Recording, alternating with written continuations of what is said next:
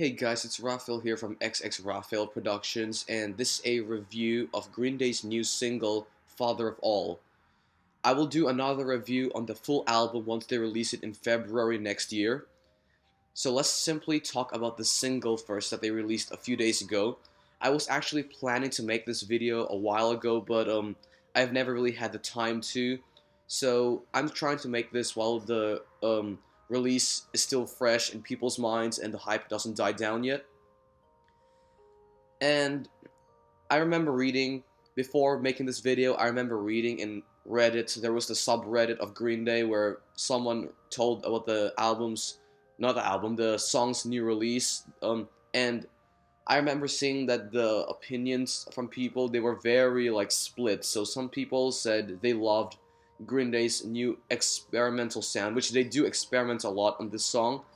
What I mean by experiments is that they kind of divert from their usual songs, like the way they do their songs, they diverted from it in this one a lot, just like how they did with Warning, which also people didn't like at first because they sounded a lot different, but that could probably have the same effects on this album because people who listened to Warning before were kind of found the transition jarring, but obviously they probably got used to it and now they also love it. So probably the same thing can happen to this because there are similar complaints, like people saying that the vocals sounded really off, like the effects were too much. Some people said that, and some people just flat out didn't like the song. But other people were more open-minded and they actually thought that the song was a step in the right direction.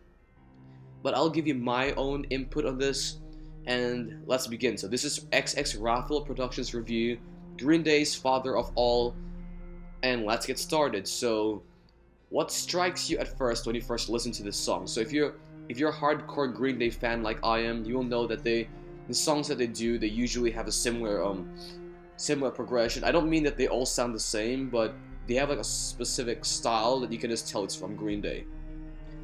Now, when I first heard this song, I was also surprised by how different it sounded. Now, I wouldn't say that's a bad thing. It definitely took me a while to get used to, though. The first thing you'll notice is that the vocals definitely have too much. Well, this is only my opinion, but the vocals had too many effects done on it, so I thought it didn't sound as good. But if you've seen the live performance that they did, they performed the single on Jimmy Kimmel's channel, and you will notice that it actually, well, for me, it actually sounded much better when their vocals sounded more normal. That's the best way I can put it. Compared to the studio album version, which sounded too compressed and had too much effects, so it kind of threw me off at first. It took me a while to get used to this. So that's my opinion on the vocals of the song, but let's talk about the actual beat itself. So I honestly did not find this catchy at first when I first listened to it. I actually was quite disappointed at first, but after repeated listens to the song, it did kind of grow on me a little. It's still not their best work. I know that for me, my favorite, I'm a hardcore Green Day fan, so my favorite albums are Insomniac and American Idiot, and also Warning as well. Warning is an underrated album. A lot of people didn't like that album, but I personally thought it was great. Unless I forgot to say, so Warning, that's another album where they did a lot of experimentation on, and people at first didn't like it, and now looking back in it, they actually thought it got a bit of hate that wasn't deserved.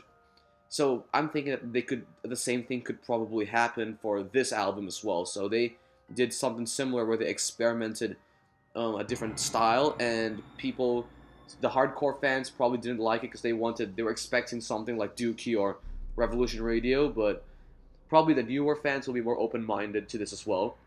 I know I'm a hardcore fan, but I'm also open-minded to this drastic change. I'll give it a chance once they release the full album. The single itself, though, gets more catchy if you listen to it more and more, but the first time you might not like it the first time, so I'd just say give it a chance. But let's move on. Okay, so we talked about the song. Let's move on to the album cover, which, okay, that one, I will be honest, and I found it terrible. This, if you're watching like the video right now, you will see I have the cover of this album right in the front of the video, and you will see that it's badly designed.